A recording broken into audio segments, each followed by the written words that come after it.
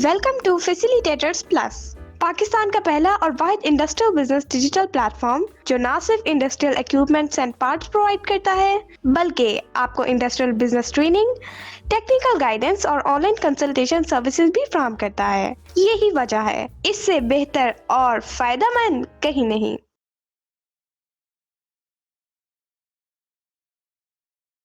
अस्सलामुअलैकुम, welcome back to Facilitators plus.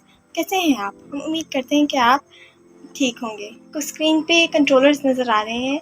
ये burner controllers हैं सीमेंस कंपनी के, जो हमारे पास एक्चुअली रिपेयर होने के लिए आए थे। जब हमने इन्हें देखा तो इनकी बहुत बुरी हालत थी, बहुत नाजुक हालत थी इनकी। ये कंट्रोलर्स आपको स्क्रीन पे 18 नज़र आ रहे हैं, लेकिन जो हमारे पास आए थे वो 25 आए थे, जिनमें से 8 डिलीवर्ड हो चुके हैं। और अगर हम 8 माइनस करें तो 17 बचते हैं। लेकिन हमारे पास किसी और क्लाइंट का भी एक कंट्रोलर आया था जिसको हमने रिपेयर कर दिया। वो किसी और की तरफ से था, तो वो ये कंट्रोलर है। तो इसको मिला के हमारे पास टोटल 18 कंट्रोलर्स हो गए। एक्चुअली जब ये हमारे पास कंट्रोलर्स आए थे तो ऐसी हालत में थे कि उनको देखते ही पता चल रहा था कि कितने डैमेज हैं। वो बहुत काफ़ी ज़्यादा डैमेज थे। और उसके बाद हमारे पास आए थे, अब हमने रिपेयर करना था। सबसे पहले हमने टेस्टिंग शुरू की, कौन से कंट्रोलर में क्या फॉल्ट है। उसके बाद बहुत ज़्यादा जो कंट्रोलर जो सबसे ज़्यादा हमें फॉल्ट डायग्नोज हुए हैं वो है, सबसे पहले तो reset relay. Most of the controllers की सही नहीं थी रीसेट रिले। तो रीसेट रिले को हमने उनकी रीसेट रिले जो है उनको सबसे पहले हमने देखा। और उसके बाद जब हम रीसेट रिले को चले गए, ठीक है, अब हमने समहाउ मैनेज किया। हमने रीसेट रिले को जब सही किया किसी कंट्रोलर के, तो उसके बाद फॉल्ट अगला निकल आता था। मतलब अब रीसेट रिले तो चलो ठीक है, वो सही होगी, लेकिन आगे कोई और, फिर फ्लेम रिले का फॉल्ट, फिर मेन रिले का फॉल्ट, फिर जो उनके स्विचेस हैं, स्विचेस का फॉल्ट, स्विचेस का जो प्लास्टिक है जो कि उन्हें स्टे देती हैं स्विचेस को, जो स्टील की होती हैं, जिनको आप पतरियाँ भी मोस्टली कहते हैं, या प्लेट स्टील की जो होती हैं, स्विचेस का काम करती हैं, जो वो कुछ तो टेढ़ी थी, कुछ कर्व हुई थी, कुछ बेंड हुई थी।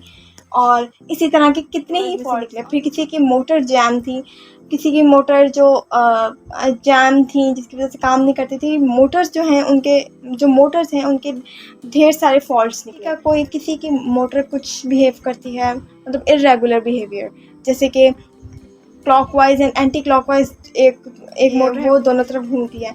एक है जो कि घूमती नहीं है। एक है जो कि रुक रुक के घूमती है, उसका कोई इंटरनल मैकेनिकल प्रॉब्लम है।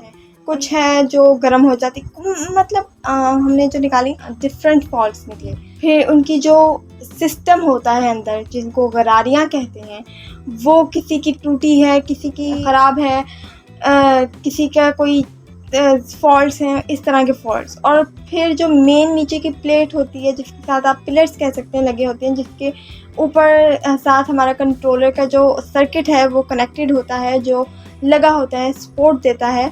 तो सारा जो मेन नीचे की प्लेट होती है, जो जिसके ऊपर सारा सिस्टम खड़ा होता है, तो किसी की वो ही टेढ़ी है, किसी की वो टेढ़ी जिसकी वजह से जो कंट्रोलर है वो सही काम ही नहीं कर पा रहा। इस तरह के इतने फॉल्ट्स डायग्नोज हुए। और ये भी, अब ये तो मैंने आपको बताया कि कंट्रोलर के अंदर क्या फॉल्ट्स थे। उसके अंदर अब जो रिले निकल रही है, अक्सर रिले के ये फॉल्ट्स थे कि जो स्विचिंग, उनकी स्विचिंग जो है वो सही तो हो रही थी, रिले तो स्विच करवा रही थी, लेकिन सिग्नल नहीं जाता था। एक्चुअली जहाँ स्विचिंग होनी है, जहाँ पे दो स्विच मिलते हैं, वहाँ पे डर्ट थी, कोई इम्प्योरिटीज़ थी, जिसकी वजह से सिग्नल ही नहीं मिल पा रहा था कंट्रोलर्स को। कोई जो रिले है, चाहे वो मेन रिले है, चाहे वो फ्लेम रिले या रीसेट रिले है, तो उनकी जो पतरियां हैं कुछ की तो मिलती ही नहीं थी, किसी के तो स्विच ही नहीं मिलते थे। तो उनको ऐसे कर्व देना कि टूटे भी नहीं और काम भी हो, क्योंकि अब वो ओरिजिनल जैसे कंपनी की तरफ से सही स्ट्रेट आई थी, वैसे तो नहीं अब हम ओरिजिनल तरह से कर सकते हैं। तो अब उसको किस तरह से मैनेज करना और किस तरह से बेंड करना कि आपकी जो रिले है वो भी ना ख़राब हो और आपकी स्विचिंग भी चलने लग जाए ना, आप और टेढ़ा भी ना हो। ये ना हो कि इसकी वजह से कोई और स्विच अफेक्ट करे, ये भी नहीं। फिर कुछ जो थे उनके नीचे से, जहाँ पे वो सर्किट को कनेक्टेड होती है, वहाँ से उनकी जो पिंस कनेक्टेड होती है वो टूटी नहीं थी। किसी के ये प्रॉब्लम से, किसी जो रिले है उसकी वायर टूटी हुई थी। कोई जो हमारी टीम है, तो ऐसे करते करते कितने ही फॉल्ट्स डायग्नोज किए। फिर किसी कोई जो रिले है वो वीक है। अब उसके बाद हमने बड़े कंपोनेंट्स को तो हमने चेक किया और उनकी वैल्यू तो बिल्कुल ठीक आ रही है। तो अब क्या प्रॉब्लम है, तो हमने उनके फिर फ्लेम एम्पलीफायर को ओपन किया और उसके अंदर से फिर हमने एक एक करके सारे ट्रांजिस्टर्स थे, फिर कैपेसिटर्स थे, डायोड्स थे, रेजिस्टेंस थी। तो हमने उनको वन बाय वन चेक करना शुरू कर दिया। और जब उनको चेक करना शुरू किया तो जो कोई छोटा सा डायोड था, जीनियर डायोड, वो किसी के अंदर ख़राब निकलता, जिसकी वजह से कंट्रोलर हमारा सही परफॉर्म ही नहीं कर रहा था। उनको निकाला, चेंज किया और हमारे पास अब जैसे कि आप यहाँ पे देख सकते हैं, ये जो 6 कंट्रोलर्स हैं, 1 2 3 4 5 6, तो ये कंट्रोलर्स हैं जिनकी रीसेट रिले वीक है। ये वो हैं, इनमें 4 जो है वो बर्न है, इनमें से 4 में से किसी की मिसिंग है, किसी की बर्न है, और जो 2 हैं वो उनकी वीक है रीसेट रिले।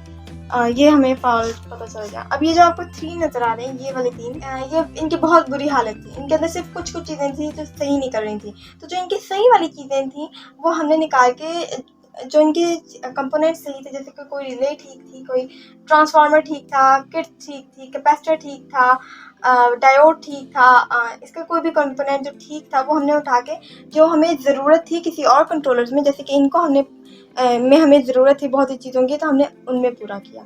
तो इनमें से हमने वो चीज़ें निकाल दी, क्योंकि इनमें से जो इनका जो सर्किट बोर्ड था, उनकी पीसीबी ही टूटी हुई थी। सर्किट बोर्ड ही टूटा हुआ था, पीसीबी टूटी हुई थी, तो हम इसको रिपेयर नहीं कर सकते थे। तो फिर इसकी जो सही वाली चीज़ें थी उनको हमने लेके बाकी कंट्रोलर्स को सही किया। इनमें कोई भी चीज़ की कमी है तो वो यही है कि इनमें रीसेट रिले किसी की वीक है, किसी की बर्न है और किसी की है ही नहीं। अब ये प्रॉब्लम है। और ये जो 8 के 8 कंट्रोलर्स हैं, ये तमाम LFL कंट्रोलर हैं। ये आप LG के पढ़ रहे होंगे, लेकिन LG के बॉक्स में LFL का कंट्रोलर है, एक्चुअली ये LFL कंट्रोलर ही है। तो ये 8 के 8 LFL कंट्रोलर्स जो हैं, ये A to Z बिल्कुल बेहतरीन है और इनके तो कोई फॉल्ट नहीं है। और इसी तरह से हमारे पास LAL कंट्रोलर्स आए थे, जो कि 8 हम डिलीवर कर चुके हैं क्लाइंट्स को, और वो भी बिल्कुल ठीक करके हमने डिलीवर कर दिया। तो खैर ये हमारे पास आया था।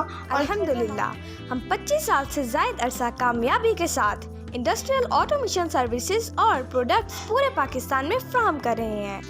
हमारे साथ बहुत से इंडस्ट्रियलिस्ट्स और खुशमुतमईन कस्टमर्स मुंसलिक हैं। तो अगर आप भी 100% सेटिस्फेक्शन के साथ repairing solution, reliable and trustworthy support और ऑटोमेशन कंसल्टेंसी चाहते हैं, तो दिए गए नंबर पर अभी राब्ता करें।